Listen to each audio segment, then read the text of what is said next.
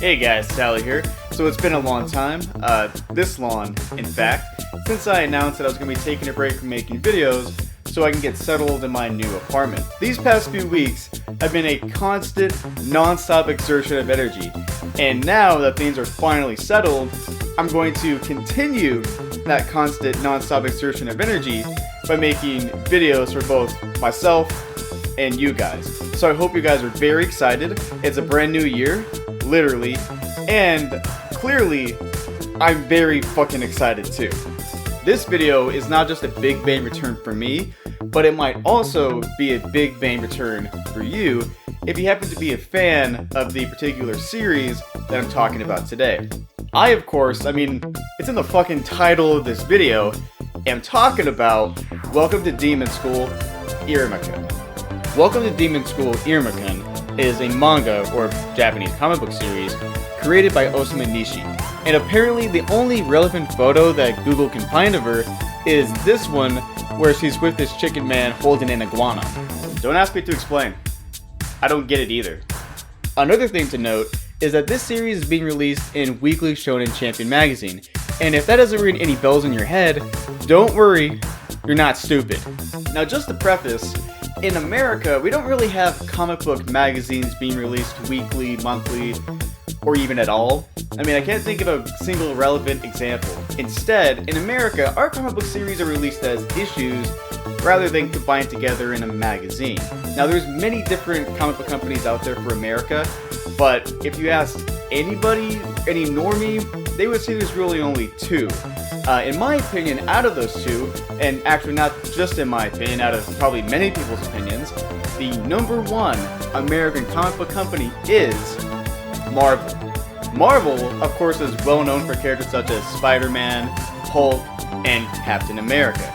And in Japan, I think the equivalent to Marvel is Weekly Shonen Jump.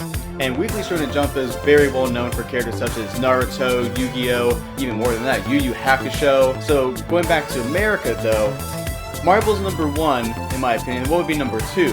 And for me, that's got to be DC, or Detective Comics. So DC, they are well known for characters such as Wonder Woman, Superman, and of course everybody's heartthrob, Batman.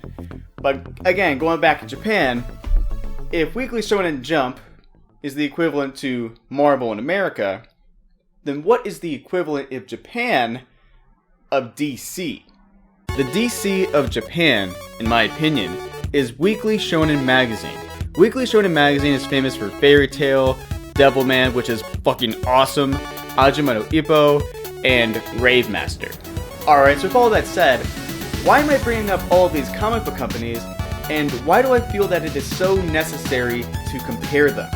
The reason why I'm doing this is because Welcome to Demon School Iruma-kun is not being released in Weekly Shonen Jump or even Shonen Magazine. It's basically not being released in Marvel or DC.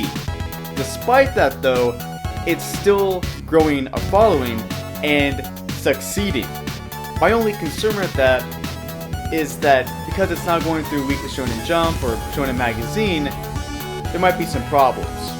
Currently, there are around 18 volumes released in Japan, and there are no English translated volumes released in the West yet. If the series was being released in Weekly Shonen Jump or even Shonen Magazine, I think that there would be at least one, maybe two English translated volumes in the West by now. There's already 18 of them, at least last time I checked, in fucking Japan, but because it's not, it might not come here, or it might just take a very long fucking time. I would much prefer for this video to be about the manga, but because there isn't any legal English translations out there, there's no volumes out here yet in the West, I guess I'll just have to go for the next best thing, that being the anime. Season 1 of the anime aired between October of 2019 and March of 2020. The anime was adapted by Bandai Namco Pictures, and if you know me, I love my Namco. So now, let's go over a quick rundown of the plot. The main character is a human that gets enrolled in a school for demons because of the action of his parents. This character has to keep his true human nature hidden from this world due to possibly being killed or even eaten. From here he makes some friends along the way, some enemies, and also some love interests. He gains some power from this new world thanks to an ally that knows his true human nature, and within the demon world there's also a hierarchy with 3 dark lords, 2 of which are male and 1 female. Also, a member of the student council catches wind that the main character may possibly be a human, and the main character along with his friends join a club that basically ends up being the Misfit Club. The main character then befriends like another individual who shares a similar past, except they went down a dark path while the main character didn't.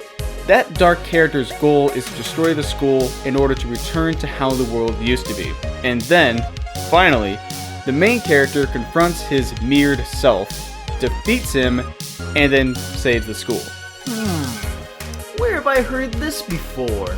Alright, so if it's not obvious, this story, or at least Season 1, shares some very familiar plot points from my favorite manga, Rosario+Vampire. However, I do not think that it is a ripoff. While Ghost Reaper Girl will always be the #1 successor to Rosario+Vampire, I mean it's created by the same mangaka, Kisa Ikeda, Welcome to Demon School Iruma-kun, at least in my mind, will always be the other successor to Rosario+Vampire that's created by Osamu Nishi. But where Rosario+Vampire is more so a drama, Welcome to Demon School Iruma-kun is a comedy. And as we all know, drama and comedy go hand to hand. Alright, so that's enough prefacing. Let's finally focus on Season 1 of the anime. The story begins with a narrator. The Netherworld, the realm where all demons live. The very beginning of this anime invokes something powerful and also very comforting for me. And as I was watching it, my brain kept having these memory sparks or maybe memory jolts to previous anime that I've seen, namely Yu Yu Hakusho and even Dragon Ball. The Netherworld, the realm where all demons live. Far away, in an enchanted land that seemed untouched by the steady march of time, there lived an old master named Gohan. Anyway, the narrator further tells us that the ruler of the Netherworld is the Demon King. However, the seat has been vacant for ages. Only the most worthy will inherit this seat of sovereignty. But who will it be? We then cut to a guy who looks just like the supposed Demon King from the intro, and this guy just happens to be our main character, Iruma. Iruma Suzuki, 14 years old. This boy's name is Yusuke. He's 14 years old. My name is Skune Ono. I'm 15 years old. Now what makes Iruma so interesting is that he's had a difficult upbringing. Despite this difficult upbringing, Iruma still has this very pure heart, and his heart is so pure in fact that if the wizard from Shazam knew about him, he would have chose Iruma over Billy Batson. Unfortunately for him, Iruma's parents weren't, and they instead used their son and forced him to work so that they wouldn't. The narrator really describes his parents the best. His parents are selfish scumbags who refuse to work, so it's all on him.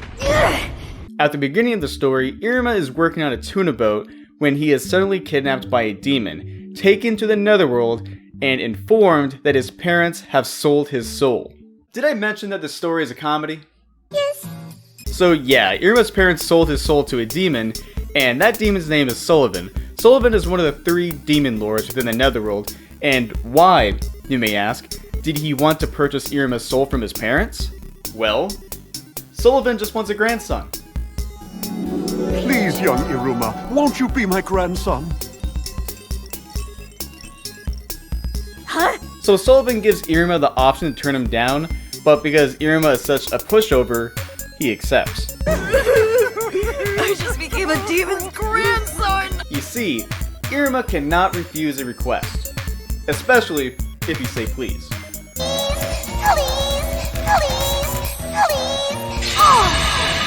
After this, Iruma's new grandpa informs him that he's been enrolled in the best demon school of the realm. They pose for a picture, and then, wait a minute, where have I seen this before? Grandpa then leaves. Iruma goes to the auditorium for the entrance ceremony. We meet Professor Snape. Iruma's new grandpa hilariously embarrasses him. Look, it's me and my grandson! He blew my cover! And then the new student's representative walks up to deliver the greeting. Well, I should say that he would have delivered it, except that Sullivan fixes it so that Iruma delivers it instead. And this results in him chanting a forbidden spell and coming into conflict with the original new student's representative, Asmodeus Alice. Alice wants to fight Iruma for stealing the limelight, and this results in Iruma dodging all of his attacks and performing a German suplex. After the dust is cleared, Alice pledges his fealty to his victor, and now this pink-haired vampire and our main character are now friends. Wow! A pink-haired vampire becomes friends with our human character? I feel like I've never seen this before! And with that is the end of episode 1. But before we go on, does something sound familiar here? Now what happens? What are you going to do with me? Yes, I am Ash. Ash Ketchum is a boy from Pallet Town. Interesting. Besides Asmodeus, there are some other interesting characters that we get to meet in the series. These characters include Clara, Ameri, Caligo, Sabnock, and also Kirio. We first formally meet Clara in the end of episode 2, although we do see her in a bit of episode 1. What separates Clara from everyone else in the series is her eccentric personality. She's got these sharp teeth, bright green hair, she's constantly energetic, and she's also a bit weird. Overall, I love this character. She brings so much joy and energy to the story, as well, of course, as lots of humor. What did I do, Iruma-kun? What did I do? When Iruma first meets her though, his buddy Alice tells him not to talk to her. Why does he do this? From Alice's point of view, Clara is hard to deal with, and it is true that she can go a little overboard in some ways.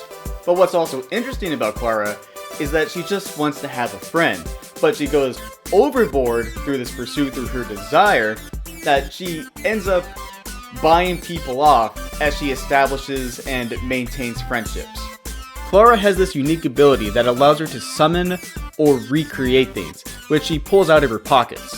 Using this ability, she started giving these guys favors like snacks or drinks, and in exchange, they will sometimes play with her. They were clearly using Clara, and it appears that Clara has dealt with this stuff in her life before. A turn finally happens for her though, when Clara attempts to bribe Iruma to continue playing with her, and Iruma tells her that he wasn't playing with her because she was giving him stuff, but because he enjoyed playing with her. He tells her that she doesn't need to bribe him, and the two, as well as Asmodeus, are now buddies. So now they can keep playing games such as Murder House, where Iruma is a pet demon dog, and Alice is a young housewife that Clara's husband just keeps on cheating on her with. Will you hurry up and divorce him? You are the worst wife ever! So after Clara finally finds a friend that wants to play with her, the bullies show up, and Clara takes care of him. From here, Clara mainly takes the role as comedy relief, except for just one more episode in season 1, where she basically tries to be sexy for Iruma-kun. But I'm not going to talk too much about that. I don't want to spoil that for you, but you should still check it out. It's hilarious.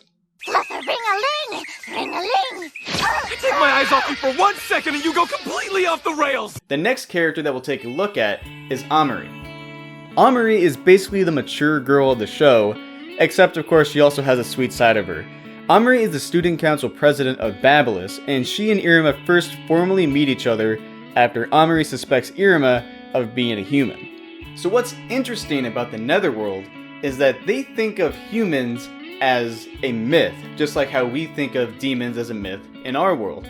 But what makes Ameri so adamant that humans must exist and that Iruma may possibly be one is that her father has given her this gift that pretty much in her mind and pretty much in anybody's mind would say humans exist. Amerii's father passed down to her these sacred texts which prove that humans must exist. What are these ancient texts? Well, it is this romance manga called First Love Memories. Did I mention that this was a comedy? Yes. Anyway, when Ameri and Iruma bump into each other, because of First Love Memories, Ameri suspects that Iruma is trying to do some human seduction magic. From this, hilarity ensues, and Ameri accidentally drops her romance manga. It then turns out that Iruma actually worked on the series as an assistant and to Ameri's surprise, he can actually read it. This then leads to Iruma and Ameri forming a relationship of Iruma reading out the manga for her. Alright, so from here, Ameri and Iruma-kun's friendship, kind of relationship, kind of continues like this for the rest of season 1. And I think that if there is anybody that Iruma should hook up with, at least by the end of the show, it's gotta be Ameri. Alright, so the next character that we'll take a look at is Caligo. And Caligo is basically Professor Snape. What's great about Caligo is that he's played straight, meaning that he's a serious character and he doesn't break that character. Later on in the series, Iruma kind of breaks his own character in my opinion when he decides to cross-dress to help out a fellow classmate. Yeah, that happens. But that doesn't really happen to Caligo, except kinda. I mean, for one episode, Caligo is teaching the class to summon familiars, and it turns out that Iruma, because he's a human, cannot summon demon animals as familiar. He actually can summon demons, and through a turn of events, Caligo becomes Iruma's familiar. With Caligo, there really isn't too much more to really say about him, so let's move on to our next character. Next we have is Sabnock, and Sabnock is a buff dude that wants to be the Demon King. Basically, imagine a character that looks just like Dio from JoJo's Bizarre Adventure that also has the same passion as Luffy, who wants to be the Pirate King. Sabnock decided at an early age that he wanted to be the Demon King because he saw his father as someone without ambition, and in order to be the opposite of his father, and to be the coolest of course, Sabnock decided to pursue the most ambitious thing he can think of, which happens to be the title of Demon King. Sabnock really sees Iruma as an unintended rival after a pivotal moment in Sabnock's arc of ambition, which occurs during the race to establish their ranks. By ranks, what I mean is that there are different ranks that demons can obtain based on how powerful they are, how strong they are, how skilled they are, or even through intellectual means, but I think that you get the point. In the race to establish their ranking, ranks are determined by who can make it to the end the quickest. However, due to the guardian of that route being in a mood, the likelihood of death is way too high, so that route is being restricted. That doesn't stop our cool pal Sabnock though, and this choice turns out to be a bad one for him. And if not for the actions of Iruma, he probably would have died. You see, Iruma helped heal the child of the guardian's wounds, and by that child's voucher, Iruma and Sabnock are spared. From this adventure, Sabnock learns that brute strength isn't always the answer, and because his personality is basically the embodiment of brute strength, this is a valuable lesson that he gets to learn. Alright, so the last character that we'll take a look at is Kirio. So Kirio is basically the Hokuto of Rosario+Vampire. What I mean is that Kirio plays the same role as Hokuto in Rosario+Vampire, except for a few minor changes. In Rosario+Vampire, Hokuto is a human that wants to destroy the school and bring the world back to the way things used to be. Kirio, on the other hand, is a demon that was born with very little magic, kind of like a human that has no magic, that wants to destroy the school and bring the world back to the way things used to be. Hokuto wanted for the world to return back to monsters fighting humans, and Kirio wants the world to return back to demons acting cruel and self-serving. Other notable similarities are their troubled childhoods, them having a mentor that guides their desire to change the world, and the fact that their arcs take place at the end of the first season. So I hope that I'm not making anybody cry here because I spoiled it for you, but yeah, Kirio is evil. Although he doesn't have a strong capability for storing magic like that of his family, Kirio does have something that many other demons don't have, and that is the characteristics of the demons of the past. The demons of the old days were much more vile than they are in the modern times, and as an example of this is the fact that Kirio gets pleasure from the misery of others.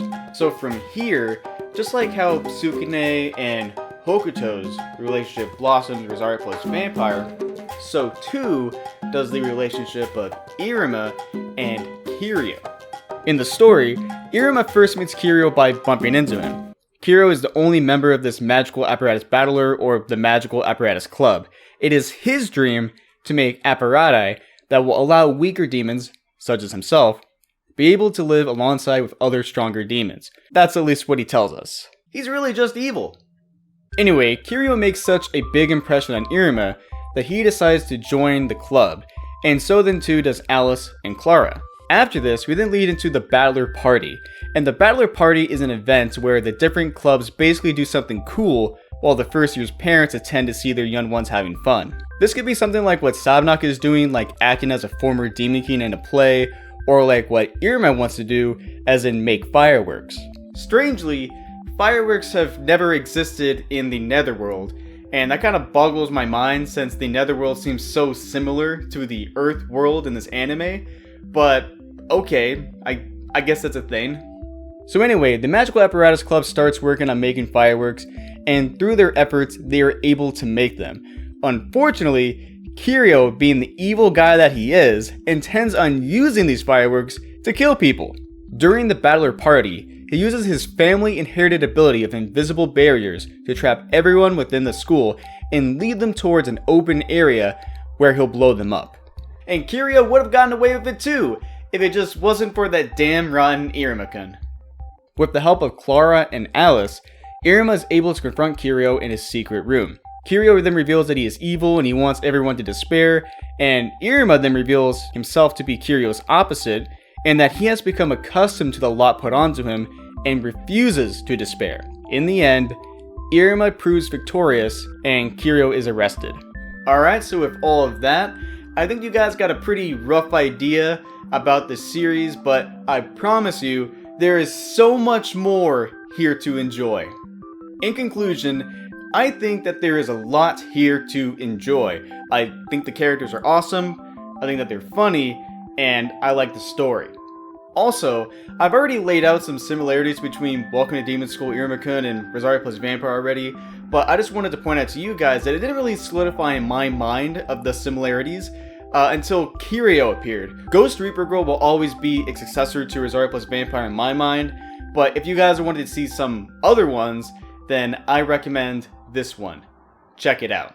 Anyway guys, thank you for watching this video, and if you like this video, I'd really appreciate if you click that like button, and you might also like my other videos. I make videos such as this one, as well as video game videos. I have other channels which is focused just talking about manga and anime, and I also have my videos on other platforms such as BitChute. So, if you've taken a liking to me, I got a lot to offer you.